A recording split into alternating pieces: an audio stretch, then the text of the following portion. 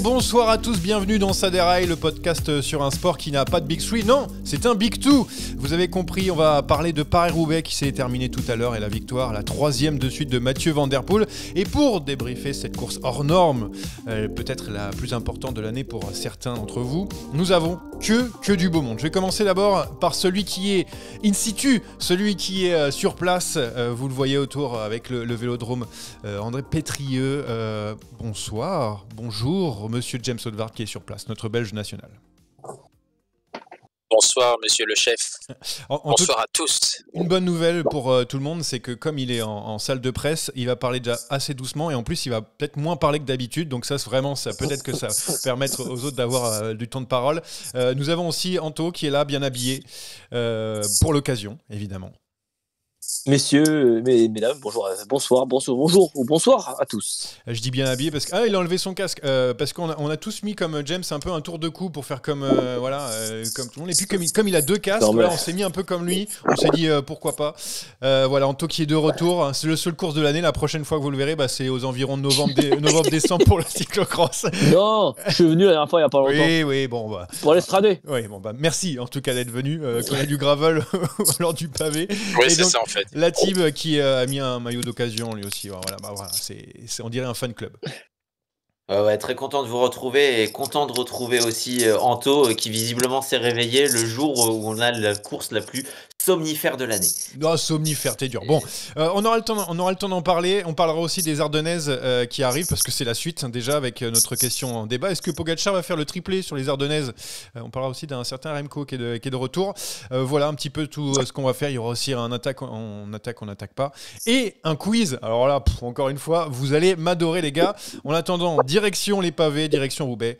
On va débriefer la course. Putain, t'as fait une bonne sortie aujourd'hui, hein. Papa va rentrer et puis il va aller faire du tempo maintenant, hein. Le roi de Paris-Roubaix s'appelle Mathieu Van Der Poel, troisième succès de suite comme le français Octave Lapise ou encore l'italien Francesco Moser, mais il ne s'est pas imposé avec facilité, loin de là, puisqu'il était longtemps dans un duel avec Tadej Pogačar, mais le Slovène est tombé, a laissé le champ libre aux Néerlandais. Pour ceux qui ont vu de la course à 38 km de l'arrivée, derrière c'était un mano à mano, puis une victoire en solitaire, une nouvelle de Mathieu Van Der Poel. Première question, je vais la poser à la personne qui est sur place, qui a vu arriver les hommes en premier. James, Van Der Poel, de ce que tu as vu, c'était quand même le plus fort finalement, même avec tous ces faits de jeu, ces faits de course. Oui, je crois que sur base de ce qu'on avait vu dans le carrefour dans la Trouée d'Arambert, il me donnait une impression quand même de facilité. Il a poussé Poggi dans ses derniers retranchements, j'ai l'impression, et je crois qu'à la régulière, il aurait émergé, mais ça ne pourra jamais le prouver, malheureusement.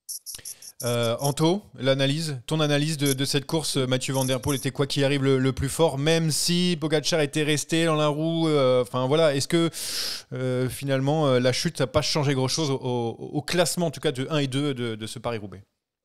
Dans le match direct, Pogačar, Van Der Poel, oui, je pense que VDP était un petit peu au-dessus, mais moi j'ai des gros regrets sur le fait que Pedersen ne soit pas dans le coup. Oui, on va en parler après, il a crevé, mais j'ai vraiment de gros regrets parce que je pense que ça aurait pu être le troisième homme. Mais je vais rejoindre James, effectivement, Van Der Poel a secoué la première fois un cocotier dans Rambert. Ensuite, Pogačar contre légèrement, mais c'est pas non plus transcendant. Et puis après, VDP l'a clairement poussé à la faute. Il vient faire cette faute dans ce virage droite. VDP, il savait très bien de toute façon que s'il le poussait dans ses derniers retranchements, il y aurait une erreur. Mais on a vu comme aussi un VDP finir quand même, je pense, bien grimaçant. C'est rare de voir quand même ces deux coureurs-là finir grimaçant comme ça. Ouais, c'est vrai qu'on les a vus au bout du bout, hein. Presque en fringale. Tadej Pogačar qui cherchait les dernières ressources dans son bidon dans les derniers kilomètres. Thib, on a vu quand même un Tadej Pogačar pour son premier Paris-Roubaix, présent aux avant-postes. On n'en doutait pas trop. Finalement, il était quand même très en forme. Est-ce que cette chute, ce moment du coup à 38 km de l'arrivée où il sort un petit peu du virage, est-ce que ça change totalement la physionomie du reste de la course?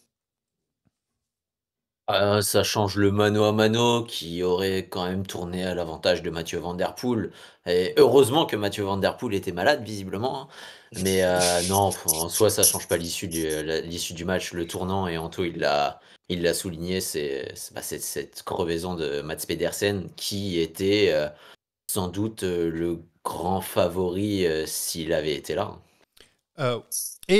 Pardon, avant de parler de Mats Pedersen et consorts, petite question à Anto, lui qui est fan de pilotage. C'est ce qui a fait la différence pour Van Der Poel, surtout parce qu'on a vu que dans le virage, il s'est repris au dernier moment, mais ça, on a l'habitude. Mais c'est surtout qu'au moment où il y a eu cette course-poursuite entre Tadej Pogačar et Mathieu Van Der Poel, c'est les virages qui ont fait la différence finalement. Pour quelques secondes, au moment où il était près de revenir, le pilotage a vraiment fait une grosse différence. Et l'habitude, bien sûr, de Paris-Roubaix. Oui, l'habitude du pavé, l'habitude du virage, même si Pogačar est très très agile sur un vélo, attention. D'ailleurs, on voit sur le virage où Poggi tombe, Van Der Poel est également à la faute. Si vous reprenez l'image, il est aussi dans l'herbe. D'ailleurs, il y a une moto qui est là, on ne sait pas ce qu'elle fout là. Voilà, heureusement que les gars s'en parlent pas dedans. Peut-être qu'elle était tombée avant, on ne sait pas exactement. Mais Van Der Poel suit Pogačar dans la boulette, dans l'erreur. Il se rattrape. Et après, bien évidemment, il y a cette espèce de mano à mano où ça reste à 15 ou 30 secondes, je crois. Là, ça joue un petit peu pendant un moment.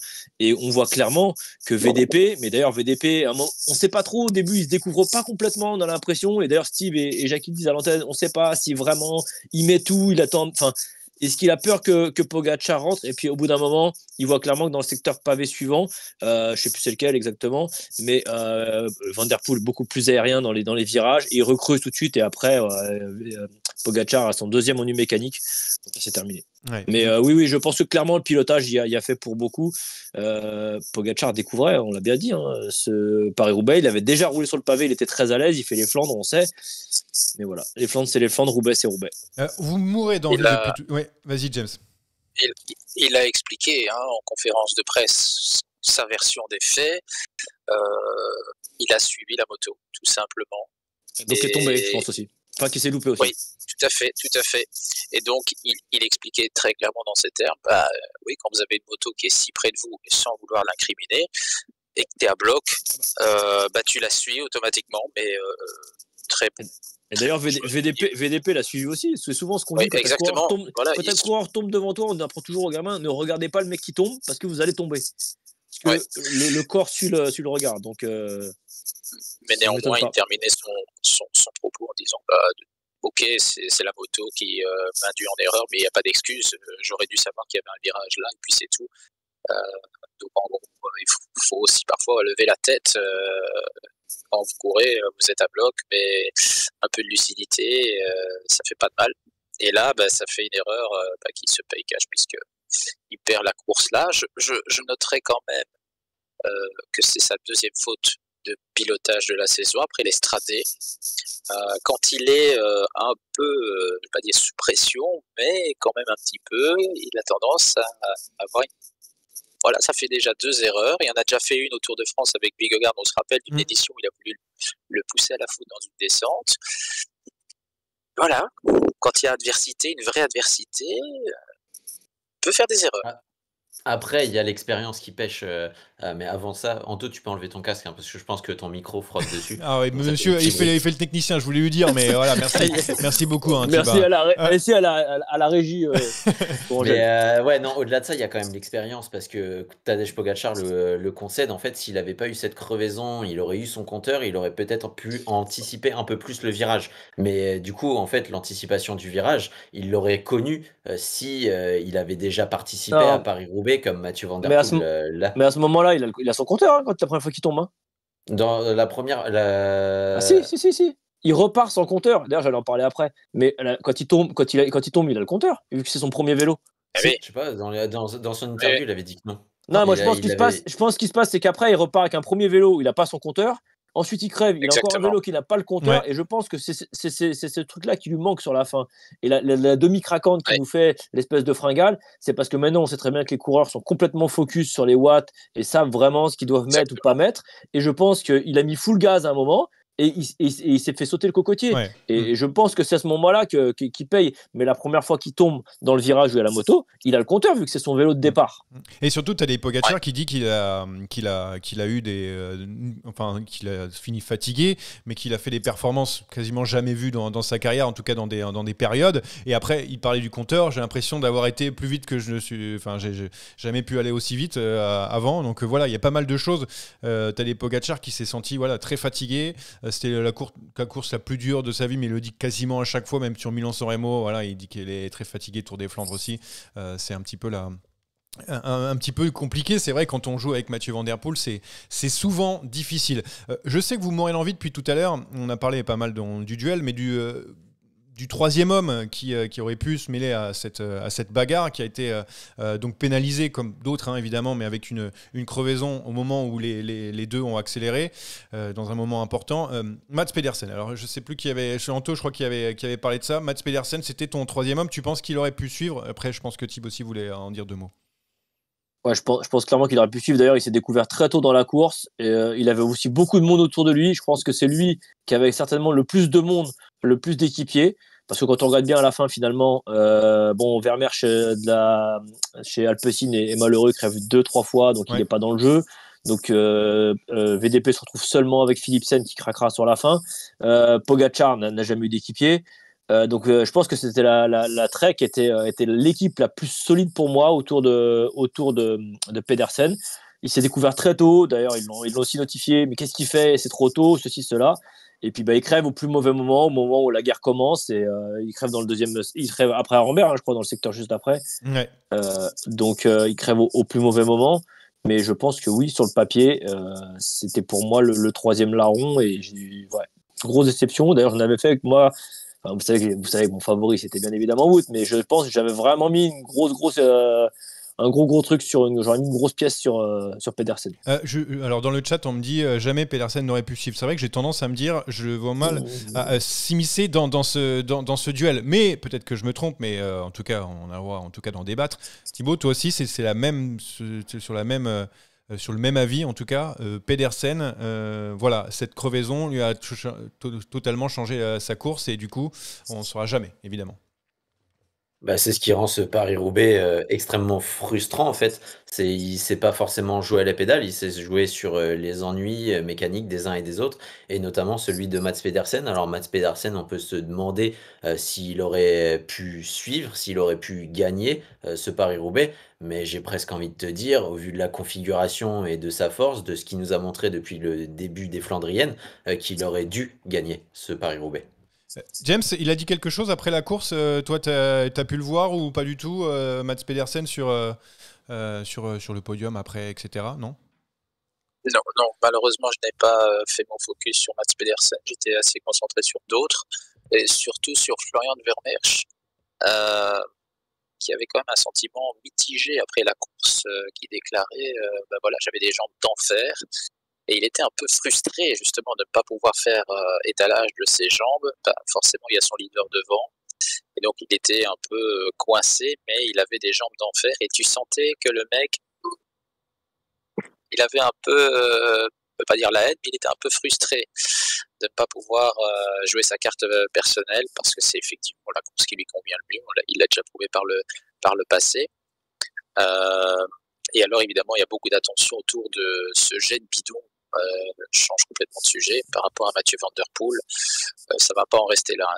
Ça va faire gros bruit, et Van Der Poel à l'interview a déjà déclaré il y aura un procès, parce que là c'est une tentative d'homicide involontaire, quoi, clairement. Bon, homicide, je sais pas si on va jusqu'à là, mais c'est vrai qu'en tout cas le jet de bidon, pour rappeler un petit peu le contexte, il y a eu un jet de bidon dans les derniers kilomètres d'un spectateur ou d'une spectatrice d'ailleurs, j'ai pas pu voir qui en était l'auteur.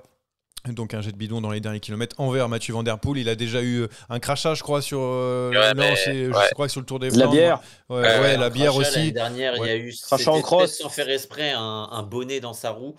Ça commence à faire beaucoup pour Mathieu Van Der Poel. On comprend la frustration, et il n'y a même pas à qualifier la personne par son sexe, un homme ou une femme, hein, honnêtement. C'est un con, voilà. C'est un immense connard. D'après Chanel, connard. Ah, d'accord, très bien. Bon, voilà, au moins les termes sont dits. Il y a eu abruti, et ensuite il fallait que ça sorte. Ouais. Il a dit c'est un connard. Voilà, du grand Steve Chanel évidemment sur Eurosport toute la journée.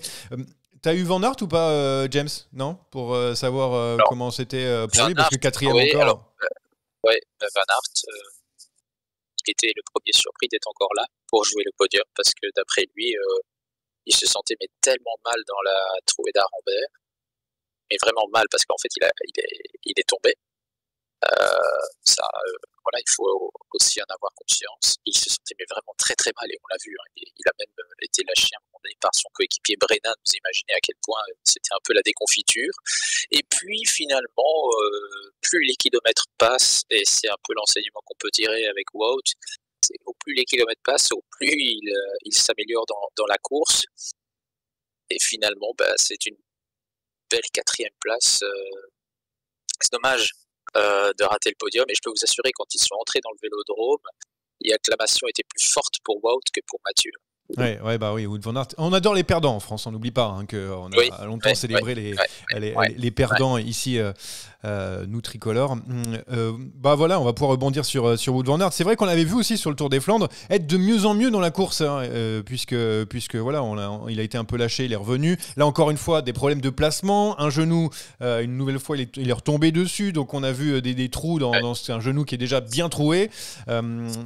Anto, toi qui es son premier supporter, qu'est-ce que tu penses de sa course? C'est de la déception? C'est plutôt le fait d'être plutôt encouragé par ses performances, puisqu'il revient quand même, on ne pensait même pas qu'il pouvait faire top 5 tellement il était largué quand même à des moments. Enfin, en tout cas, pas trop, mais un petit peu quand même.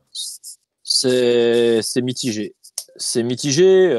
Oui, il ne faut pas oublier de là où il revient, parce que je pense, on l'a déjà dit, la blessure, je pense qu'on ne l'a pas prise assez au sérieux, et quand on voit l'état de son genou encore 6 mois après, 7 mois après, voilà, et les séquelles, elles sont toujours là, et je crois que la chute a été très importante, et on n'a peut-être pas assez pris en compte cette chose-là. Maintenant, voilà, on se faisait beaucoup, Wout t'as pas fait beaucoup de cyclocross. Bon, voilà, il y avait le décalage de la blessure, bien évidemment, mais il fait pas beaucoup de cyclocross parce qu'il est focus sur les Flandres, Roubaix, il va préparer à 100%, il fait des stages, et finalement, on en revient encore à la même chose. Il y a un problème de placement. Et ça, là, il faut l'avouer, il y a un gros problème de placement. D'ailleurs, si vous regardez j'ai regardé la vidéo d'Arambert tout à l'heure, il rentre dans Rambert dans la route Pogacar. Il rentre trop au 4e, et au fur et à mesure qu'il avance, que ça se passe, il fait 1, 2, 3, 4. Et à un moment, on ne le voit plus de l'image. On ne le voit plus, il a disparu. Ouais. Et puis, à la sortie d'Arambert, alors je ne sais pas si ça a parlé dans les radios ou pas, mais en attendant, il faut m'expliquer. Brennan est en train de ramener le groupe qui est devant lui, dont il y a Philipsen qui est à l'intérieur, et Wout est en train de chasser derrière. En fait, vous avez deux Visma qui ramènent deux groupes. À ce moment-là, même si Wout a un petit coup de moins bien, parce que ça peut arriver dans une course un peu moins bien, voilà. Oui, mais James, c'est à ce moment-là que tes équipiers, si tu as des vrais équipiers dans une équipe qui est dévouée à ton service, c'est à ce moment-là que tes équipiers ils se relèvent et ils vont te chercher. Parce que peut-être que si Wout, alors avec des peut-être ou avec des si, vous savez, avec des si ce qu'on fait, mais peut-être à ce moment-là que Wout a besoin aussi, voilà, de se sentir un peu soutenu et de se faire ramener. Et là, on a Brennan qui tire un groupe devant, 50 mètres devant Wout. Il ramène d'ailleurs Philipsen qui après partira avec Van Der Poel et qui n'était pas beaucoup mieux Philipsen quand on voit la fin de course de Philipsen. Donc voilà, on peut toujours essayer de repenser au truc. Mais moi encore une fois, je vais le redire. La Visma, ça va pas, c'est tout. On n'est pas derrière Wout. Donc voilà. Non, je suis tout à fait d'accord avec toi. On n'a pas un grand Wout. Je suis tout à fait d'accord. Mais en plus, on a rien qui aide, en fait. Ouais. Et pour la précision, c'est une chute avant le premier secteur. Voilà, carrément. C'est là où j'allais y venir. C'est le problème aussi vient de Wout et pas que de son équipe, parce qu'à une quinzaine de kilomètres de l'arrivée, on voit 3 Visma qui sont en tête de peloton et Wout qui est en retrait. Et à ce moment-là, je me suis dit exactement, non, Wout est en train de commettre une erreur. À 15 km du premier secteur, tu peux pas te permettre d'être aussi loin. Mais là-dessus, on est d'accord, Tim. On est d'accord, mais après, il arrive à se replacer. À Rambert, il rentre. À Rambert, il rentre dans le jeu. Il est là avec tout le monde. Je sais. Mais au final, il est diminué dans Rambert de sa chute et il perd ce Roubaix. Pas dans Rambert, il la perd avant. Peut-être. Il perd au premier secteur, avant le premier secteur. Mais moi, ce qui m'interpelle beaucoup, outre la trouée d'Arambert, c'est où est le soutien pour le ramener avant la trouée d'Arambert? C'est inexistant. J'étais là, mais enfin, si c'est une équipe dévouée, ils sont où? Même si on avait parlé de cette équipe, une équipe un peu moins forte sur le papier que les autres blocs, mais ils sont les coéquipiers. On n'a pas vu Van Barle. C'est vrai, Van Barle, il a chassé pendant longtemps, il était loin, il était dans le groupe Ghana à un moment. On l'a jamais vu. Il n'avance plus. Et lui-même, alors évidemment, il y a trop faible. Être trop faible quand tu vois la prestation de Brennan, Oui, mais tu vois la prestation de Brennan, mais enfin, regarde, c'est une course qui est extrêmement exigeante. On demande à des néo-pros trop Oui, c'est sur bien. une course qui est aussi dure que Roubaix. Mathieu Van Der Poel et Tadej Pogacar finissent exténués. À partir du moment où Je des sais. coureurs de classe comme ça finissent carpette sur une course aussi grande que Paris-Roubaix, j'ai du mal à me dire qu'on n'ait pas fait une faute chez Visma en indignant Ouais, autant de mais novices. Ouais, Berens, le problème, c'est que Brennan, ça commence à Agnes, faire, quoi. voilà, ça fait Ouais, des coureurs qui sont, c'est vrai, très peu expérimentés sur ce genre de course. Ça, de toute façon, on l'a il y a noté. du travail. Il y a clairement du travail pour le prochain mercato. Mais On peut il y a pas du rester comme travail, ça. mais il y a aussi Et puis, il beaucoup. faut aussi espérer que les autres viennent. Et il y a aussi beaucoup d'espoir sur le fait que Van Aert, on voit au fur et à mesure de la course aussi, c'est vrai qu'il se sent de mieux en mieux, mais en fait ça montre aussi que, encore avec un petit peu de compétition, etc., il sera peut-être aussi de mieux en mieux physiquement. Ouais, sauf que maintenant, le délire, c'est d'aller faire des stages tous les 3-4 matins. Ouais, bah ça, ouais, mais après, il faut qu'il gagne le Il Giro. va enchaîner, il va enchaîner les courses. Il va faire la Flèche Brabançonne et l'Amstel Gold Race. Donc ça, c'est une Et bonne puis moi, ce chose. qui me dérange chez Wout van Aert, c'est son discours d'avant-course. Ouais, si je fais 2, 3, 4, je serai content. Il vient pas avec les crocs de gagner. Bon, oui, on le sait, il était peut-être pas forcément dans la condition de le gagner, mais il a préparé ces événements-là. Et ces événements-là ont été relativement Ouais. décevants au niveau du résultat. Et moi, ça me chagrine parce que cette fin, il l'a plus. Et est-ce que en ayant signé à vie du côté de chez Visma, tu te permets d'avoir les crocs comme d'autres auraient? Ah, tu fais partie des gens qui pensent que s'il avait été chez Quickstep, il aurait eu 4 monuments dans la besace. Ah ouais, voilà. C'est ce que je voulais en parler un moment, mais oui, c'est vrai que bon. En tout cas, il aurait une équipe dédiée, ça c'est sûr. Il n'y aurait pas eu de tableau. On va faire on va fermer cette parenthèse. Je suis désolé parce qu'on va essayer de revenir un petit peu. On a parlé des différents acteurs. Moi, je voulais revenir un peu sur ce duel, de vous poser la question tout simplement parce que depuis le début de l'année, c'est quand même les deux mêmes personnes qui sont aux avant-postes. C'est vrai que c'est pas une surprise. Est-ce qu'on en a marre ou pas? Voilà, est-ce que voilà, vous, en tant qu'observateur, est-ce que vous en avez marre? James, tu as dit oui, je te laisse la parole. Oui, parce que franchement, quand tu sais que allez, ça se décante aussitôt, tu te retrouves avec deux gars pendant je sais pas combien de kilomètres. Là, franchement, je ne sais plus, 60, 65, je sais plus. Franchement, je sais pas. Tu te dis, mais enfin, ok, c'est super de décanter la course aussitôt, c'est spectaculaire, mais au final, bah, tu te retrouves avec seulement deux gars et ça se joue sur une erreur de pilotage. C'est une tristesse, en fait, d'un point de vue purement spectacle. Donc, ouais, c'est un peu, enfin, ce Paris-Roubaix, moi, j'en attendais beaucoup, avec plein d'adversaires, et finalement, bah, on se retrouve avec les deux mêmes, et ça, c'est ma plus grande désillusion, en fait, parce que j'espérais tellement d'un Ghana, mais où est-ce qu'il était, Ghana, aujourd'hui? Ça fait partie des déceptions. Il a crevé au début aussi, oui. Ouais, je sais, mais cette course, elle est tellement cruelle, et finalement, on n'a pas ce qu'on espérait, quoi. En fait, on a parlé. Non, je sais juste qu'on a parlé un peu avant là. Vas-y, Anto, pardon. C'est aussi la beauté. C'est aussi la beauté de Roubaix, c'est que on sait à Roubaix, il faut être fort, il faut être agile, il faut être bon pilotage, mais il faut aussi avoir ce facteur chance qui est beaucoup plus important que sur les autres courses. Et tu prends l'Estradé, c'est pareil, ces choses-là, à partir du moment où on fout des vélos qui sont des vélos de route à la base dans des chemins de terre ou sur des pavés à 60 à l'heure, on sait que voilà, même si le matériel a énormément évolué, on sait qu'il va y avoir ces petits facteurs qui vont rentrer en truc, et c'est aussi la beauté. Moi, j'ai envie de te dire, est-ce que ça m'ennuie que ce soit toujours les mêmes? J'ai envie de te dire, heureusement qu'il y a VDP qui est là quand même pour contrer un peu Pogacar, parce que voilà, il y a sinon, quand même il aurait gagné tous les monuments cette année. Ouais, c'est ça. On a encore VDP qui est là pour aller l'embêter sur certaines courses. Mais oui, c'est sûr que c'est pas le Roubaix qu'on attendait. Encore une fois, je ne vais pas me rabâcher, mais si Pedersen est dans le coup, on a quelque chose de complètement différent. N'oublions pas aussi que aussi a crevé, puis Bissegger, et puis Stuyven qui tombe aussi très tôt. Enfin voilà, il y a tellement de choses qui rentrent, mais c'est Roubaix, voilà, c'est comme ça. C'est beau aussi de se dire, c'est que toujours sur les autres. Voilà, c'est ça que j'ai envie de dire aussi, ça tombe sur les autres. C'est ça qu'en fait, pendant très longtemps, on voit tout le monde, chacun. Alors, c'est un coup Ghana. Après, c'est Van Aert qui tombe. Voilà. Enfin, il y a eu des crevaisons. C'est Bissegger, c'est Pedersen. Et là, tu vois toujours les deux mêmes. Oui, je sais que c'est pas que de la chance, pas que de la malchance. Le plus drôle, c'est qu'il y a quelque chose pour tout le monde, puisque Poggi. Oui, au final, Et crève. C'est que en plus, la logique est respectée. parce que on va se tourner vers un indicateur qui est l'ordre des bookmakers. Les 4 premiers sont dans l'ordre Ouais, bah ouais. l'ordre des bookies. Donc, la logique est quelque part respectée. Ouais. Tiens, dernière question par rapport à fait d'être in situ, mon cher James. Van Der Poel, ça fait quand même 3 Paris-Roubaix, 3 Tours des Flandres. On a chaud fesse pour Tom Bonnen dans le fait que Van Der Poel dépasse dans l'histoire je sais pas, le fait que ça soit bientôt le meilleur coureur de tous les temps sur les pavés. Non, ça va? Pas bien. Oh, on en parlera l'année Je vois prochaine. Est-ce que tu en es à espérer que Tadej Pogacar vienne détrôner Mathieu Van Der Poel à Roubaix? C'est terrible, ça. Non, je suis pas inquiet. Tout va bien. Ouais, Tout va bien. Et puis de toute façon, même s'il l'égale, puis il le dépasse. Voilà. Ouais. Après, c'est le plus néerlandais des Belges. Ouais, c'est le plus belge des néerlandais plutôt. Ouais, en tout cas, stats incroyables pour Van Der Poel sur Tour des Flandres et Paris-Roubaix. Enfin bref, c'est juste fantastique. Il descend jamais du podium. Bon, c'est sa course. Voilà, c'est le roi de Paris-Roubaix en ce moment. Voilà.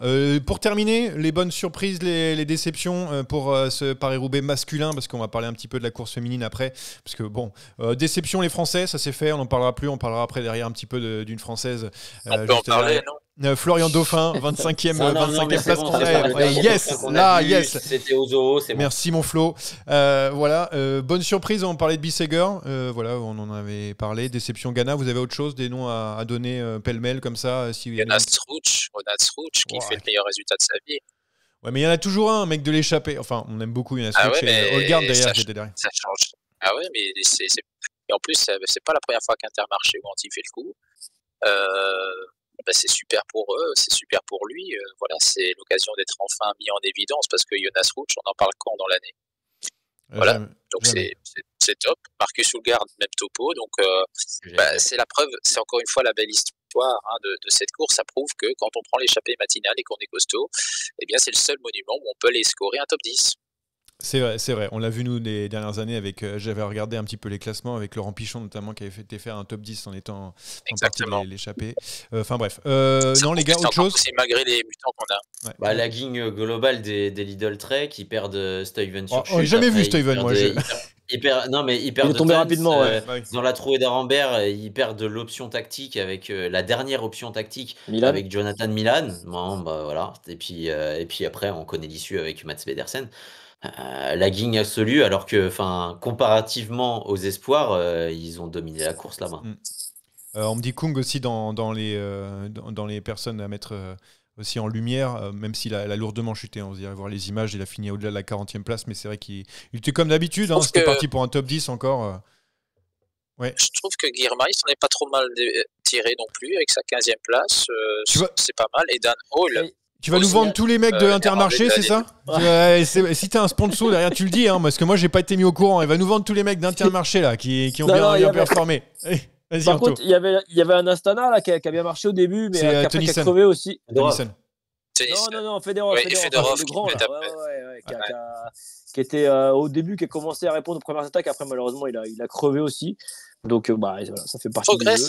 Il progresse celui-là aussi un petit peu. Ouais, mais bon, ça fait partie du jeu, mais voilà. Très bien. Voilà, donc pour la course masculine, on va tranquillement faire une transition parce que ça y est, on a gagné Paris-Roubaix. Vous avez encore besoin de moi? Ouais, on a gagné Paris-Roubaix, James. Avant, s'ils éteignent la lumière sur le vélodrome et qu'ils te mettent dehors, on quittera.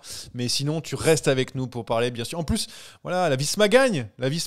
Anto, tu vas être content. Pauline Ferrand-Prévôt. Oui, le système de pneus a fonctionné. Ils n'ont pas eu d'ennui d'ailleurs. Bon, crevaison. Non, c'est vrai. Donc Pauline Ferrand-Prévôt qui remporte donc pour sa première participation. Encore mieux Tadej Pogacar, elle est bon. Donc Paris-Roubaix, un retour fabuleux sur route. Anto, alors il y a aussi une tactique pour le coup. Tactique très bonne de la part de la Visma sur ce coup-là, parce que vraiment, en surnombre, elle a bien utilisé Marianne Vos, Ferrand-Prévôt a attaqué au bon moment. Voilà, c'était parfait. Alors, je vais pas vous cacher que j'ai pas vu toute la course, j'étais sur mon vélo hier, mais j'ai quand même regardé parce que j'ai fini à temps et j'ai quand même vu les 5 derniers kilomètres et je me suis fait quelques images. Et oui, j'ai vu tout à l'heure, notamment sur les rois de la pédale, quand ils en ont reparlé, j'ai vu que Marianne Vos avait fait le taf. Non, qu'est-ce que je te dis? Bah oui, grand coup de Ferrand Prévôt qui prise dans une chute, je crois, au début, dans un premier temps. Gênée, elle navigue derrière à 20-30 secondes, mais ça s'affole pas. Et puis ensuite, ça se regroupe. Elle sort à 25 bornes à peu près. Mais je crois qu'il y a aussi un bel enterrement. Il n'y a pas une grosse entente. Ouais, il y a pas une grosse entente aussi chez la SD World, d'après ce que j'ai pu comprendre. Ouais. Voilà, j'ai pas tout suivi, donc je veux pas m'avancer. Mais non, c'est bien, oui, pour le cyclisme féminin, mais surtout pour Ferrand Prévôt, qui fait quand même un retour sur route après des années. D'ailleurs, pour la petite histoire, j'avais complètement zappé qu'à l'époque, elle avait couru à la Rabobank. Parce qu'elle avait été à la Rabobank parce qu'elle était fan de Marianne Vos. Et il y a de belles images à la fin où Marianne Vos la prend dans ses bras et tout. Donc c'est quand même la belle histoire aussi. Et quand on sait que Ferrand Prévôt a comme but de gagner le Tour féminin dans les 3 ans à venir, je pense que comme c'est parti, il n'y aura peut-être pas besoin d'attendre la 3e année. Je ne vais pas m'avancer non plus, mais voilà. Il y a quand même un gros retour. Justement, emballez-vous. Non, moi, je m'emballe pas. Moi, je m'emballe pas. Je dis juste que voilà, elle revient. C'est quoi sa 4-5e course sur route. Elle vient sur le pavé. Bon, techniquement, attention, elle a un gros bagage, mais elle l'a dit d'ailleurs en interview, le pavé, ça reste le pavé, c'est spécial. On ne va pas comparer ça avec du VTT ou du cyclocross, même si ça se rapproche quand même du cyclocross au niveau du pilotage. Mais voilà, quoi. Tu viens et ça parle un peu quand même. Thib, toi qui as regardé la course comme moi avec beaucoup d'intérêt, Kopecky, Vibus, la SD Works, encore une fois, masterclass, hein, on va pas se mentir. C'est bizarre parce qu'à un moment, on a cru que Kopecky allait sacrifier pour Vibus. Elle a roulé vraiment très fort dans les différents secteurs pavés, notamment quand Pony Ferrand Prévôt chute. Et puis après, plus rien, on s'arrête. Et puis au moment où elle part, ça se regarde, personne veut rouler pour l'autre. Enfin, c'est quand même assez hallucinant, cet enterrement de première classe des deux qui étaient vraiment, en plus, les favorites de ce Paris-Roubaix. Faillite globale de l'effectif, comme on l'a déjà vu en début de saison. Donc, il va falloir se ressaisir du côté de la SD Works. Après, elles auraient peut-être dû manœuvrer leurs cartes différemment et mieux que ça. Hein. Même si ça n'a pas payé, du côté de la Lidl, on l'a mieux fait. James, toi, sur cette course, qu'est-ce que tu en as pensé? Désabusé. Désabusé, non, franchement, parce que je sais pas ce qu'il leur faut. Quand vous avez Pauline Ferrand-Prévot qui attaque comme ça, mais tactique ou pas tactique, mais tu y vas, quoi. Tu peux pas la laisser partir et lui donner un avantage aussi gratuit. Il faut pas s'étonner qu'elle va au bout. C'est Pauline Ferrand-Prévôt, c'est pas une tocarde. Elle est 2e une semaine avant au Tour des Flandres. Vous attendez quoi pour réagir? Enfin, je veux dire, à un moment donné, ça suffit, quoi. C'est incroyable de lui. Je vais pas dire c'est une victoire cadeau, mais à un moment donné, ça commence à faire beaucoup d'erreurs tactiques. Et puis je me pose la question, parce qu'on parle beaucoup des filles, mais les gars qui sont dans les voitures, ils font quoi? Est-ce qu'ils donnent des directives? Ben oui, parce que là, franchement, c'est un enterrement comme tu l'as dit. Je sais plus qui l'a dit en fait. Bref. C'est enterrement de première classe. Ouais, c'est un enterrement de première classe, mais avec grande classe, justement. C'est juste incroyable. Moi, j'étais là, oui, ok, elle a gagné, super. 40 secondes, c'est bon, c'est fini, rideau. Surtout que ça revient pas. Ouais. Surtout que le Kopecky derrière fait même pas le top 10, donc elle s'est sacrifiée sur la fin, mais c'est vrai que c'était à ce moment-là où il fallait faire un choix, ils n'ont pas eu rien, ouais, je comprends rien à cette course. Et puis derrière, ça se termine sur un drame. Une Française qui gagne à Roubaix, je me dis... Comment ça? C'est un drame. Attends, alors, du coup, c'est Kopecky 12e. Alors, première belge de cette. Coupez-le. Non, mais Roubaix, première nouvelle, vient d'être annexé par la Belgique. Ouais, déjà, Roubaix, c'est pas en Belgique. C'est pas parce que vous gagnez à peu près tout le temps, vous Belges, qu'on n'a pas le droit de bon, allez, on est à 5 km de la Belgique, c'est chez nous. Oui, c'est dans les Flandres françaises, mais bon, voilà. C'est des Flandres belges. Alors, en tout cas, il y avait plus de Belges que de Français dans les tribunes, faut pas déconner. Attends, elle était bien acclamée. En tout cas, ça fait plaisir de voir un gros caillou dans les mains d'un Français ou d'une Française pour occasion. Oui, cool. J'avais pas vu ça de mon vivant presque, donc c'est plutôt mais pas mal. Mais elle est dans une forme extraordinaire, et moi je l'attends vraiment à la lutte là pour les Ardennaises. Elle va pas en rester là, hein, votre ami Ferrand Prévôt. Elle est dans une forme étincelante. Mais elle va ça quand même... va être super là. On va voir avec Vollering. Moi, je suis curieux de voir. Je crois qu'elle. Ah non, elle est déjà sur l'AMSEL. Je pensais qu'elle coupait au moins une semaine avant. Non, mais elle enchaîne. elle enchaîne. Elle n'a pas le temps. Elle a pas le temps. Elle est aussi prévue sur la Vuelta et ensuite, bien sûr, le Tour de France Femmes. Voilà donc pour Paris-Roubaix. Merci. On a fait une belle partie pour parler de cette course qui est toujours un peu particulière. On le sait. Même si on a été déçus, pas assez de pluie, pas assez de boue, ça a trop séché. Ça, c'est dommage. Ah là là, ça, on n'aime pas. Mais il n'y a pas eu que Paris-Roubaix dans le vélo en ce moment. Et il y a eu beaucoup de choses. Attaque de Pierre Rolland encore une fois. Personne ne réagit. Et c'est là où on n'attaque pas avec d'autres choses. Vous voulez parler de quoi? Alors depuis tout à l'heure, dans le chat, je ne sais pas si vous le voyez, il y a Babas qui dit on s'en fout de Paris-Roubaix, parlez-nous du Tour du Pays Basque. c'est juste magique. Alors du coup, peut-être que quelqu'un va se lancer là-dedans. Après, il me tire dessus. Après, je prends des balles gratuites aussi. Ah ouais. Le Tour du Pays Basque encore. Oui, écoute, c'est la vie, c'est normal. Ils sont là pour ça, c'est pour ça qu'on les aime. Du coup, qui veut commencer sur on attaque pas, sur de parler de ce que vous avez envie. On n'est pas obligé de parler du Tour du Pays Basque, ça serait bien dommage pour notre ami Babas. Mais bon, c'est nous qui choisissons. Qui lève la main en premier? Je vous vois. Je veux bien. James, vas-y. James, pour toi. Moi, je reste. Je reste là où je suis.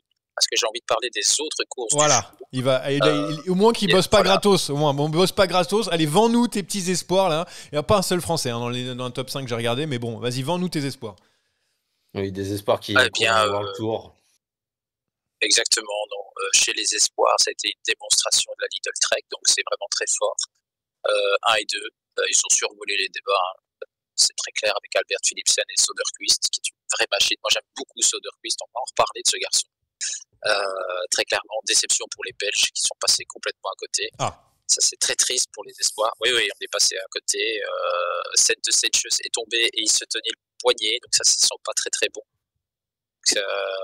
Et déception pour Stefan de Schuitenheer, j'en attendais beaucoup plus et malheureusement là aussi. Et puis pour les juniors, on a eu un Néerlandais, Michiel Mouris, qui s'est offert le scalp peut-être des 2 meilleurs juniors en activité, à savoir Barry et Babovic. Il est sorti un peu en facteur comme il me l'expliquait. Et puis j'ai eu un petit trou et j'y suis allé. Donc voilà, belle victoire pour Michiel Mouris, le néerlandais, solide rouleur. Et voilà, j'avais envie de parler de ces deux-là. Encore un néerlandais qui gagne Paris-Roubaix. En tout cas, c'est chez les juniors. Et oui. Et un danois annoncé, bien sûr, très très fort, Albert Philipsen, pour les espoirs. Voilà donc pour les résultats. Donc Paris Espoir, Paris Junior, Paris-Roubaix évidemment. Il n'y avait pas le Tour du Pays Basque Espoir. Ça c'est dommage. Bon alors les gars, qu'est-ce que vous me sortez? Qui prend la main sur on attaque pas? On va partir du côté du Pays Basque. Bravo. Du côté du Pays Basque, il y a plusieurs thématiques, mais il y en a une qui a quand même fait parler d'elle avec la victoire. Victoire enlevée puis remise d'Aramburu, et c'est que diable font les commissaires, parce que on prend une décision, on se dédie, alors que sur les réseaux sociaux ça va beaucoup plus vite et visiblement les mecs sont plus fiables que les commissaires actuels. Bon bref, c'était encore une fois une clownerie du côté des jugements. Pas les réseaux sociaux. Toi t'arrives, une seconde après t'as le roadbook qui est affiché. Moi je vois sur les réseaux, le roadbook est affiché en mode le roadbook il a marqué ça, le règlement dit ça, c'est terminé. T'as pris en 2 secondes. Tu veux pas être commissaire? Non, t'as pas envie? Non. Ils recherchent la Fédé. La Fédé recherche des commissaires tout le temps. Personne ne veut le faire. Tu m'étonnes. Je sais pas si vous avez vu aussi l'interview de Modji, qui est le directeur sportif de la Groupama FDJ, qui a. Moi, je pense qu'il a pris le lance-flamme, tu vois, il a dans son placard, et puis il a dit les commissaires, je me les fais, et il les a dézingués en mode ça prend des plombs, personne ne veut prendre des décisions, c'est n'importe quoi, on condamne un coureur puis un autre. C'est comme la VAR en foot parfois. Ouais, c'est ça, exactement ça. 5 minutes avant un péno. C'est exactement ça. C'est des erreurs accumulées qu'on n'a pas réussi à corriger rapidement. Donc Aramburu qui a quand même remporté cette étape et pas de deuxième victoire sur le Tour du Pays Basque. C'est que tu mets du temps à prendre une décision. Et qu'en plus, tu vas te dédire après de ta propre décision. Donc, c'est assez clownesque, mais bon. C'est pas encore au point, on va dire ça comme ça, voilà. Victoire de. Et du coup, au final, il a gagné Aramburu l'étape, c'est ça? Oui, il a fini par la gagner. Enfin, au bout de le lendemain matin. Sans avoir les joies du podium. Ouais, parce que le mec, il était chez lui. Il a fait le protocole. Grégoire, il s'est fait protocole. Il a été faire les interviews derrière. Nanani, antidopage, mais patati patata. On lui dit, ouais, t'as gagné. Après, on lui dit, oh, pardon, t'as pris 1 heure dans la gueule, là. Désolé, mais c'est Aramburu finalement qui a gagné. Et lui, hop, on lui a dit derrière, t'as gagné, bravo, franchement. C'est super. C'est superbe. Donc je le disais, Joao Almeida qui a remporté cette course, le Tour du Pays Basque, bien sûr. Mais on est focus sur d'autres Mais choses. qui ne veut pas partager avec Henrik Mas Mais bien sûr, il a raison. Henrik Mas, de toute façon, il prend pas un relais. C'est un sujet. Hein. Comment ça, c'est un sujet? Est-ce qu'il aurait... Mais non. Est-ce que on doit laisser dans ce cas-là la victoire comme le voulaient les us et coutumes, ou est-ce que comme la plupart des Émirétis, la politique c'est non, une victoire ça se dispute. Non mais attends, déjà Henrik Mas il roule pas pour la victoire d'étape, il roule parce qu'il a du temps à récupérer, donc ils sont tous les deux pareils. Joao Almeida lui il roule plus pour la victoire d'étape que Henrik Mas pour le général. Mas lui a demandé à un moment. Oui, j'ai entendu, ouais. Tu me laisses gagner, bien sûr, il a pas répondu. Non. Voilà. Et voilà. Puis au sprint, évidemment, là, tu peux faire ce que tu veux, mais Henrik Mas, j'ai jamais vu pouvoir décoller quelqu'un de sa roue. Anto, il y a un truc dont tu voulais parler. Ouais. Si apparemment Henrik Mas, il pourrait battre Van Aert au sprint.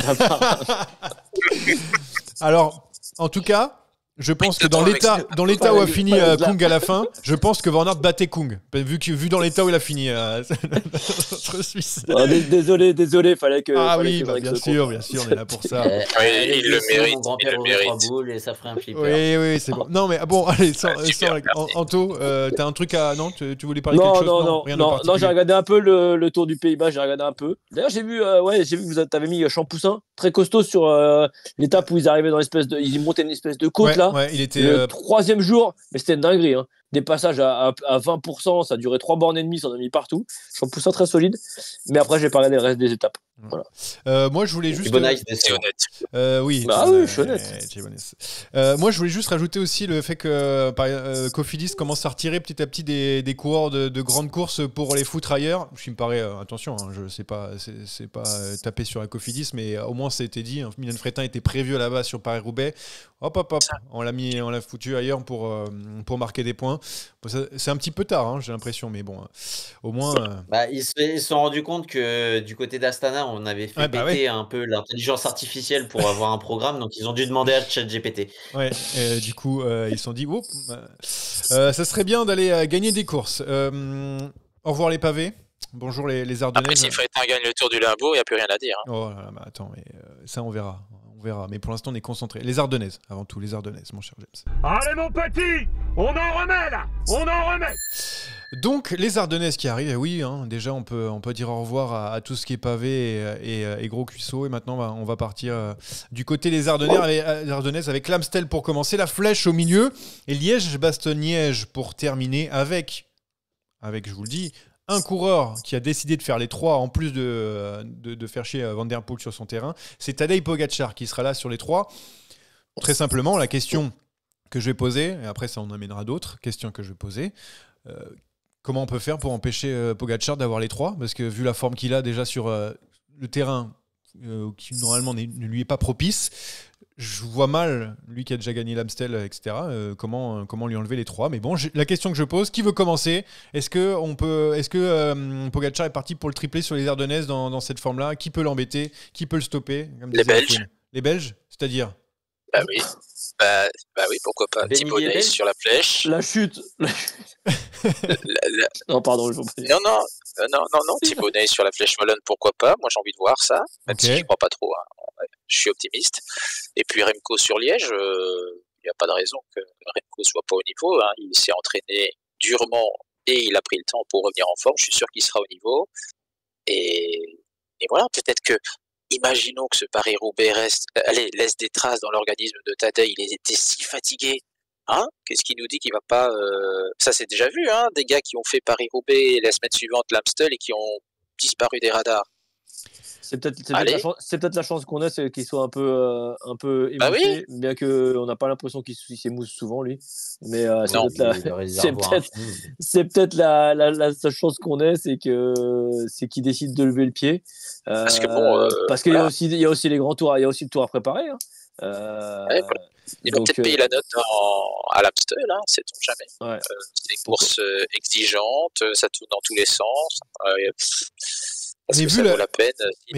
Voilà. Mais vu la différence, Thib, vu la différence quand même qu'il y a dans la plupart du temps, là, il y a pas peut-être Van Der Poel le point d'interrogation pour l'Amstel, mais souvent ces points d'interrogation il vient jamais. Donc bref, vu la différence qu'il y a avec un Remco qui est censé l'embêter, en tout cas un petit peu sur les Ardennaises, mais qui va arriver à leur gros point d'interrogation, on en parlera tout à l'heure avec toi James pour avoir quelques infos.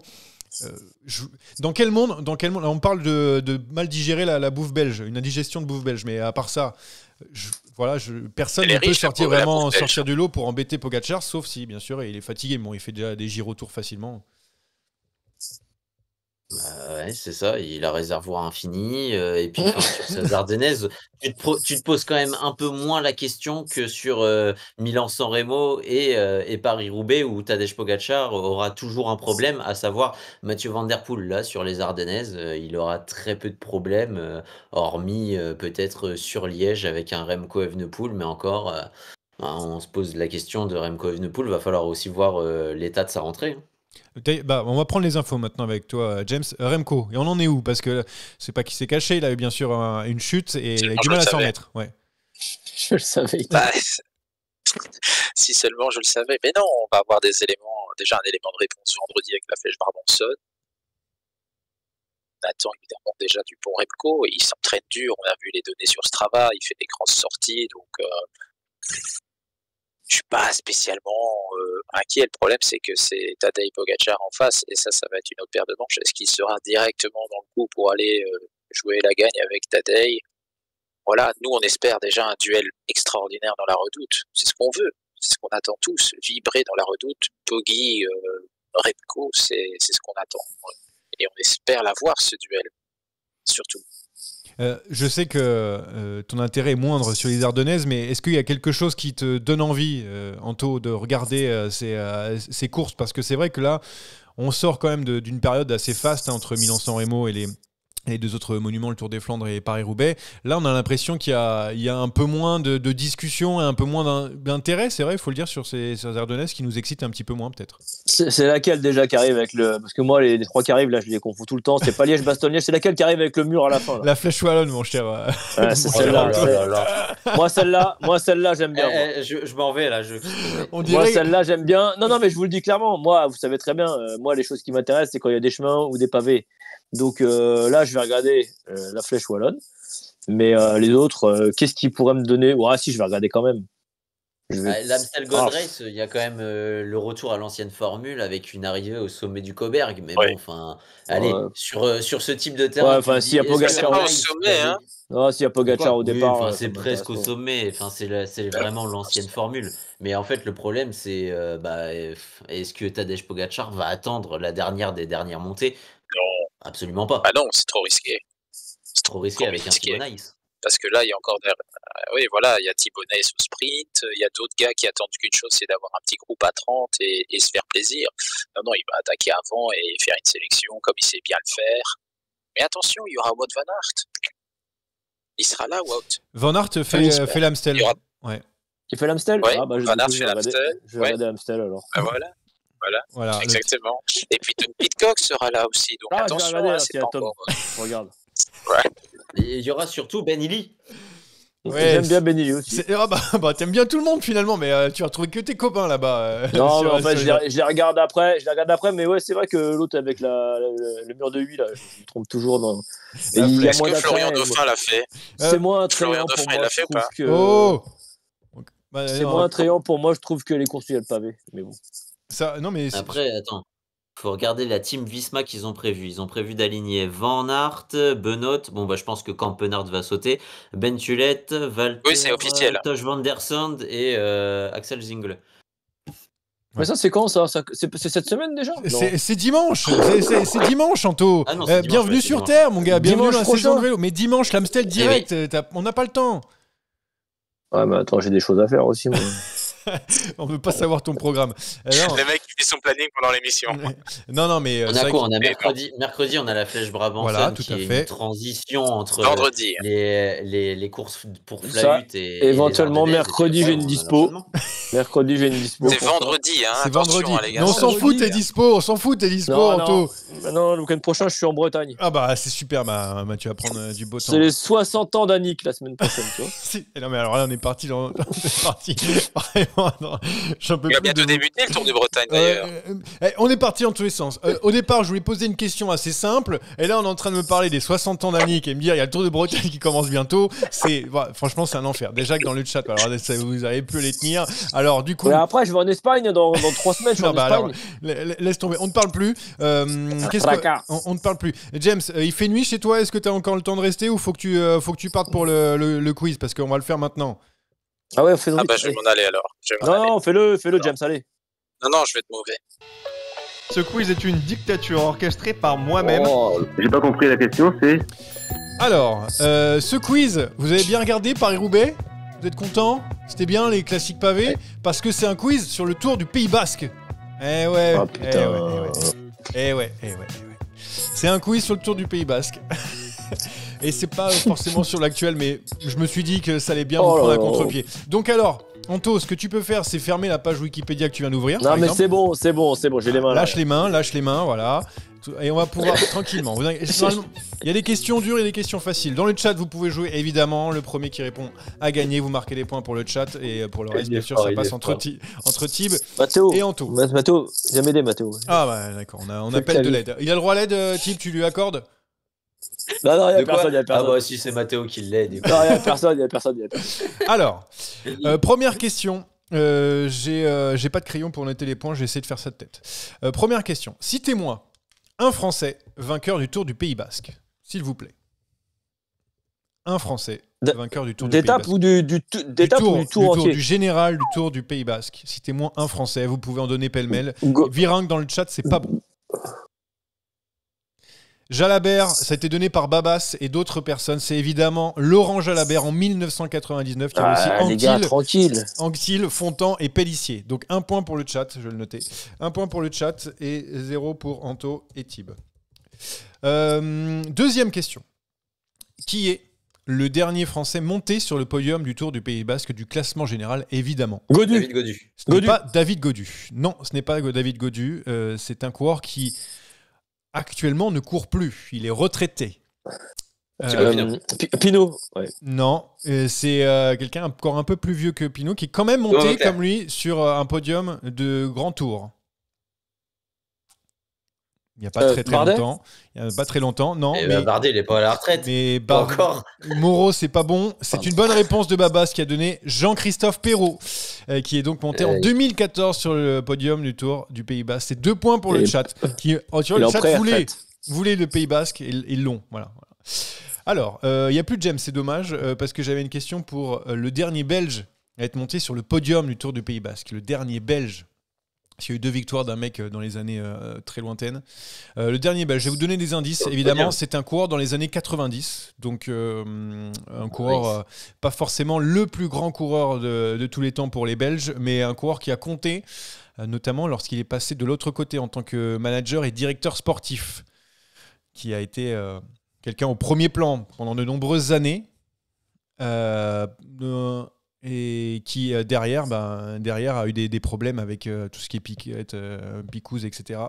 Et la réponse a été donnée dans le chat. C'est Johan Brunel en 1991 qui est donc monté sur le podium. 3 points pour le chat avec la bonne réponse de Yaya Steak qui a dit Brunel, mais je pense que c'était Brunel. On enchaîne. 4e question, il faudra marquer un point quand même, parce que le chat vous l'aimez bien.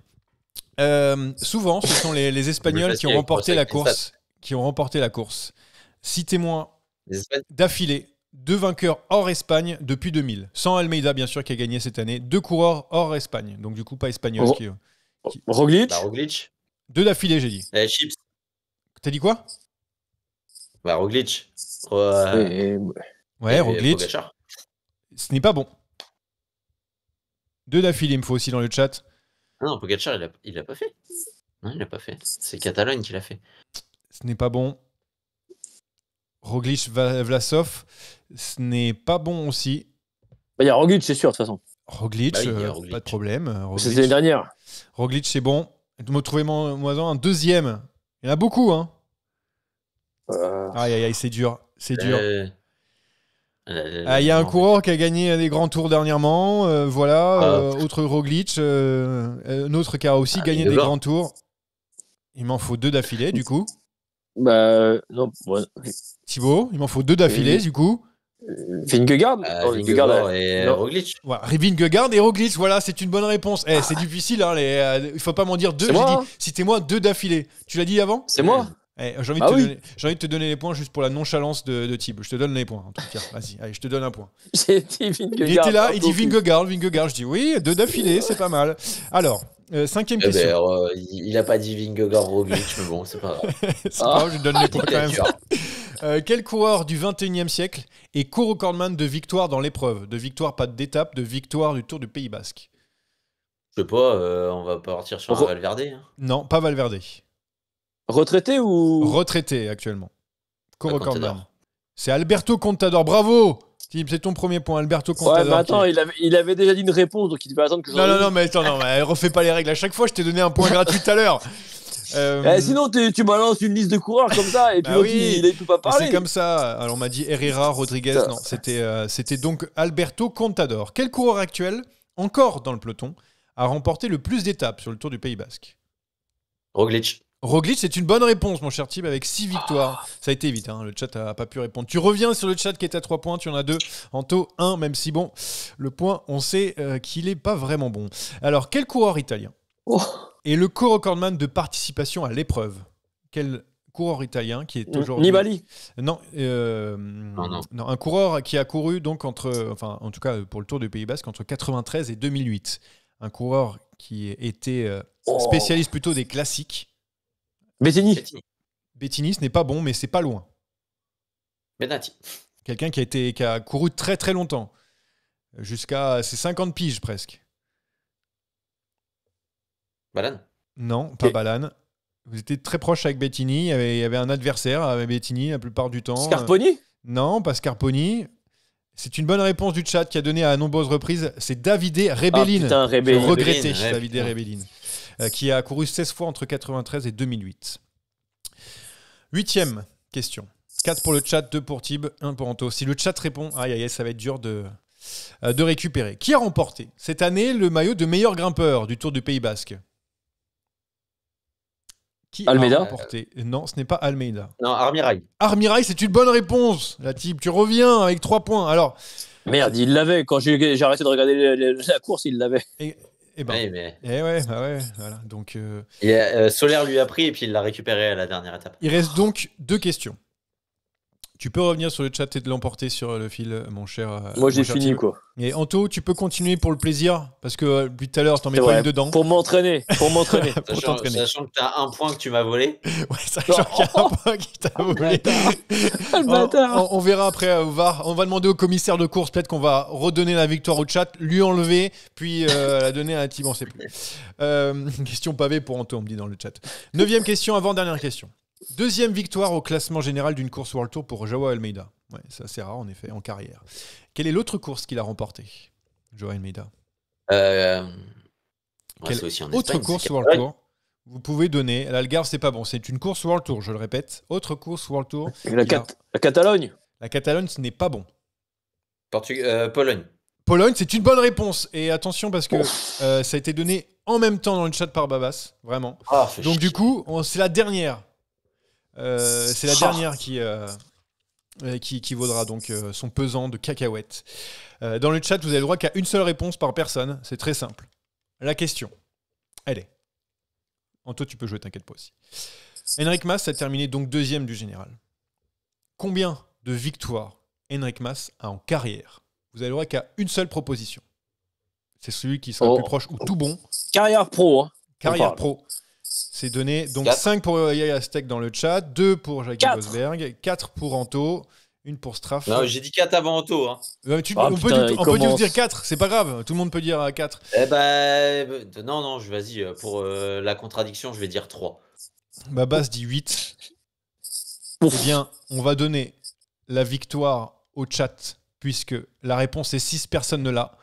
Et donc, c'est une victoire du chat qui avait un point d'avance. Je vais donner cette victoire au chat. Je suis désolé, mais le chat attendait le Tour du Pays Basque. Il n'a que 6 victoires. Et la dernière en date, je vais vous la donner, c'est cadeau parce que je suis tombé là-dessus, mais c'est pas la première fois qu'on en parle.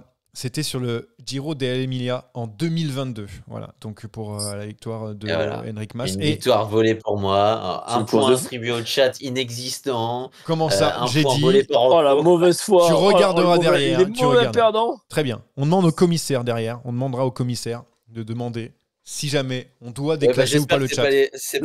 J'espère que c'est pas les commissaires qui est au Pays Basque, hein, parce que sinon la décision elle peut être longue et mauvaise. Hein. Le commissaire c'est Sarakian et il voit pas les joueuses qui tombent sur les cyclocross. Alors. Non mais franchement il voit pas grand chose de toute façon.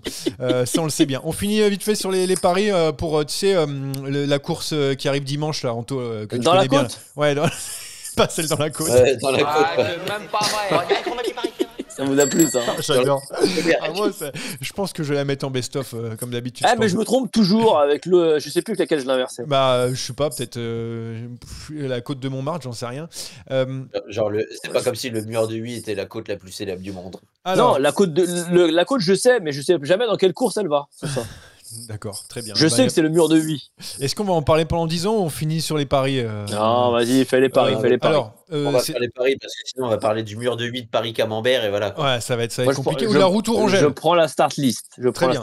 Alors, ce que je vais vous demander, c'est pas le vainqueur parce que bon, c'est pas marrant parce que on pourrait tous dire à Tadej Pogačar. Non, moi, ce que je veux, c'est vous me donner un petit coureur qui est sur le podium. Voilà, un petit truc sympa. Voilà, où vous dites tiens, lui, je le vois bien aller sur le podium et tout. Il y a du beau monde, je vais le donner, évidemment. Pour Q36.5, il y a Tom Pidcock. Marc Hirschi pour Tudor, il y a la Philippe aussi qui est prévu. Bon. Van Aert pour la Visma. Il y a Champoussin pour Astana qui est annoncé. Attention, ça peut changer à tout moment. Mais Van Aert, il fait ça. Van Aert, il fait ça. Remco est annoncé évidemment. Il est annoncé, ouais. Van Gils. Peut pas monter son groupe là-haut. Chercher Thibaut Nice, pardon. Il y a Axel Laurence, Valentin Madouas, Romain Grégoire, Ben Illy, Benoît Cosnefroy, P.O. Bilbao. Donc il y a du beau monde. Hein. Dylan Tunt. Tac, je suis en train de descendre et c'est à peu près les gros coureurs. Je vois aussi Blackmore, pourquoi pas, mais bon, c'est vrai que c'est un petit peu un outsider. Alors, on va commencer. Thibaut, toi, donc pour le podium, tu vois qui sur le podium pour toi qui arrivera donc à finir les 3 premiers de cet Amstel Gold Race? La course va se décanter de loin, ce sera pas dans la dernière, donc je vais dire adieu à Axel Laurence et je vais te dire Simone Velasco. Ah oui, d'accord, là, c'est la grosse cote, là. Simone Velasco, mais qui a bien performé sur le Tour du Pays Basque, pour ceux qui ont regardé, personne ici. Donc Velasco qui est terminé dans le top 10 du général des Tours du Pays Basque. Très bien, Velasco. Je vais le noter, Velasco, voilà, superbe. Alors Velasco. Mon cher Anto, après avoir vu la start list, est-ce que tu as un petit nom à me donner? Quoi? J'étais dans la start list des filles depuis tout à l'heure, je comprenais pas, je trouvais pas les joueurs. Putain. Et tu m'en as pas mis une dedans quand même. Hein. Heureusement qu'on ne voit pas souvent parce que franchement, c'est quelque chose. Hein. Ouais, mais moi je vais. Non, moi je vais prendre Wout. Ah, tu prends Van Aert. Alors là, ok. Ouais. Van Aert. Et pour moi, qui je vais vous donner franchement, après avoir vu l'échappée de Mammouth de Ben Illy, et on est plusieurs à le dire dans le chat, je vois aussi Ben Illy sur le podium. Vu qu'en plus que c'est une course qui peut se décanter de loin, lui il adore ça. Donc je vais donner moi Ben Illy. Et on verra bien ce qui se passe la semaine prochaine, puisqu'on reviendra la semaine prochaine pour parler de Liège-Bastogne-Liège notamment. On va essayer peut-être de faire la mission après la flèche. Tu sais, le truc qui grimpe. J'aurais pu faire le fou en fait, je suis con. Pourquoi? Parce qu'en 2021, j'avais écrit un article sur l'Amstel et j'avais pronostiqué un Rambourou vainqueur. Et vu la forme de l'animal... pourquoi pas. Rambourou, c'est vrai qu'on n'avait pas noté. Il y a Bilbao dans le chat qui dit. Et podium pour le timbré de chez IF, on est d'accord. Merci les gars d'avoir été avec nous. Merci à James qu'on ne voit plus ici, mais qui était présent, qui était à Roubaix, qui a passé un bon bout de temps avec nous. Et puis on se revoit bientôt. Anto, on se voit cet hiver. Et puis pour la Tib, on à l'année prochaine. À l'année prochaine, c'est super. Franchement, avec plaisir. Et à Tib, à bientôt pour toi. Non, il y a la flèche Brabançonne. Et la flèche Brabançonne, il y a encore des pavés. Oui, mais bon, on s'en fout, ça. Nous, on s'en fout. Bref, allez, à la semaine prochaine tout le monde et merci dans le chat parce que vous avez été nombreux encore à en parler dans cette émission et c'était super. Salut. Allez, salut. Ciao.